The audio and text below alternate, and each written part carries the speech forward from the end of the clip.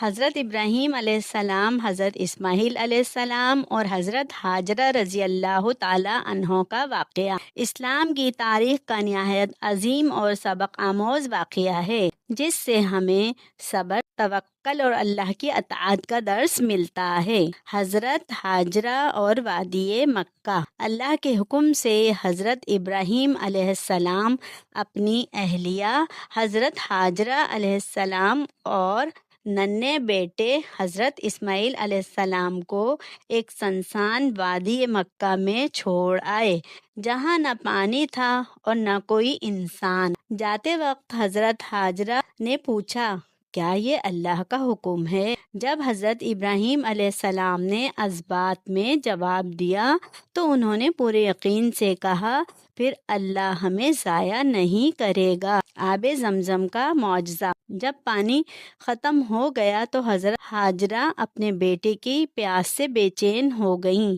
اور پانی کی تلاش میں 2 پہاڑیوں صفا اور مروہ کے درمیان 7 مرتبہ دوڑیں۔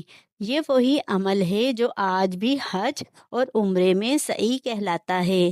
اس دوران اللہ نے معجزہ فرمایا اور حضرت اسماعیل علیہ السلام کے قدموں کے قریب سے پانی کا چشمہ پھوٹ نکلا، جو کہ حضرت اسماعیل علیہ السلام کی ایڑیاں رگڑنے کی وجہ سے ہوا، جسے آج آب زمزم کہا جاتا ہے۔ یہ پانی آج بھی جاری ہے اور دنیا بھر کے مسلمان برکت سمجھ کر پیتے ہیں۔ قربانی کا عظیم امتحان۔ جب حضرت اسماعیل علیہ السلام بڑے ہوئے تو اللہ تعالیٰ نے حضرت ابراہیم علیہ السلام کو خواب میں حکم دیا کہ اپنے بیٹے کو اللہ کی راہ میں قربان کریں۔ یہ ایک بہت بڑا امتحان تھا۔ حضرت ابراہیم علیہ السلام نے یہ بات اپنے بیٹے کو بتائی تو حضرت اسماعیل علیہ السلام نے صبر اور رضا کے ساتھ کہا، آپ کو جو حکم ملا ہے اسے پورا کریں، انشاءاللہ تعالی آپ مجھے صبر کرنے والوں میں پائیں گے۔ جب حضرت ابراہیم علیہ السلام نے اپنے بیٹے کو قربان کرنے کا ارادہ کیا تو اللہ تعالیٰ نے ان کی اطاعت قبول فرما لی۔ حضرت اسماعیل علیہ السلام کی جگہ ایک دمبا مینڈا بھیج دیا۔